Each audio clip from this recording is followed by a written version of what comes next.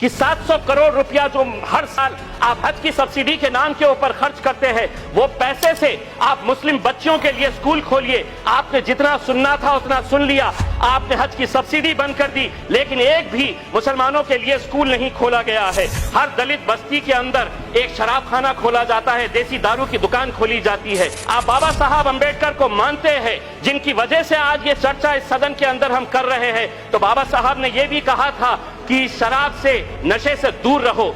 That caste discrimination and untouchability still persist in this country.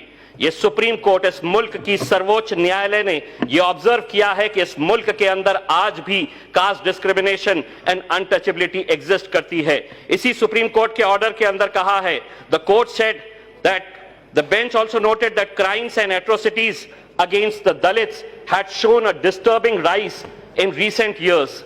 ये supreme court का observation है। अध्यक्ष महोदय, जब ट्रिपल तलाक का मुद्दा आ रहा था और यहां पर इस सदन के अंदर चर्चा हो रही थी, तो आपने कहा था यह बहुत बड़ा गुनाह है, इसके खिलाफ हमें कानून लाने की जरूरत है। आपने कानून लेकर आए, लेकिन क्या ये बुराई जो समाज की थी ये खत्म हो गई? दलितों के खिलाफ, SC STs के खिलाफ तो इतना सख्त कानून है, लेकिन क्या वजह है कि 2020 के अंदर सुप्रीम कोर्ट ये ऑब्जर्व कर रहा है कि it is an alarming rise कि atrocities against Dalits and SCs are growing in this country.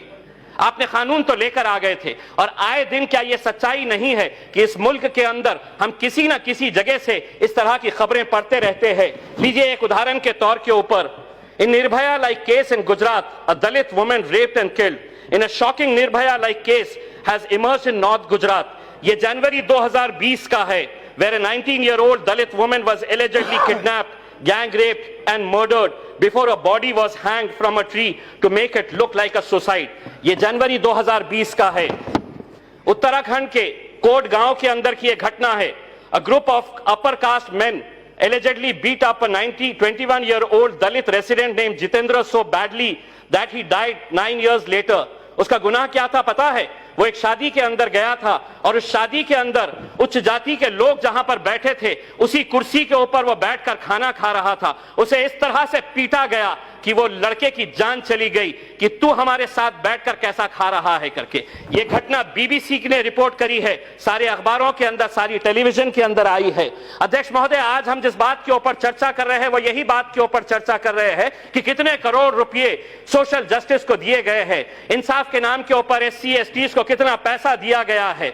मेरा यह कहना है कि अगर आप आज 1 लाख करोड़ रुपए की घोषणा कर दे, और अगर हमारी मानसिकता और अगर हमारी सोच नहीं बदले, तो मेरे हिसाब से वो 1 लाख करोड़ क्या 10 लाख करोड़ भी कोई मायने नहीं रखेंगे। अगर इस समाज के खिलाफ, अगर हमारे देखने का नजरिया, उनकी तरफ हमारी जो देखने की नजरिया है वो अगर नहीं बदलेगा, तो कोई पैसा मायने नहीं रखेगा। बजट के अंदर इस बात के फैसले लिए जाते हैं कि कितना पैसा आ रहा है। क्या यह हकीकत नहीं है कि दलित समाज का आज भी एक ऐसा वर्ग है जो पढ़ना चाहता है? अध्यक्ष महोदय, मेरे घर में जो काम करने वाली बाई है, जिसे हम मौसी कहते हैं, महाराष्ट्र के अंदर मौसी किसे कहते हैं? अपनी मां की बहन को मौसी कहते हैं। उसकी 2 बच्चियां हैं, एक 19 साल की है, एक 21 साल की है, पढ़ना चाहती है। मेरे घर में उसकी मां काम करती है, लेकिन आए दिन उसका पति इस बेरहमी के साथ उन बच्चियों को मारता है, उसकी पत्नी को मारता है। क्योंकि आज इस मुल्क की यह सच्चाई है कि एक तरफ आप उनके नाम के ऊपर हजारों करोड़ रुपए की स्कीम दे रहे हैं, और दूसरी तरफ हर दलित बस्ती के अंदर एक शराब खाना खोला जाता है, देसी दारू की दुकान खोली जाती है। मैं यहां पर सरकार से यह अनुरोध करना चाहूंगा, अगर सही मानों में आप बाबा साहब अंबेडकर को मानते हैं, जिनकी वजह से आज ये चर्चा इस सदन के अंदर हम कर रहे हैं, तो बाबा साहब ने यह भी कहा था कि शराब से, नशे से दूर रहो।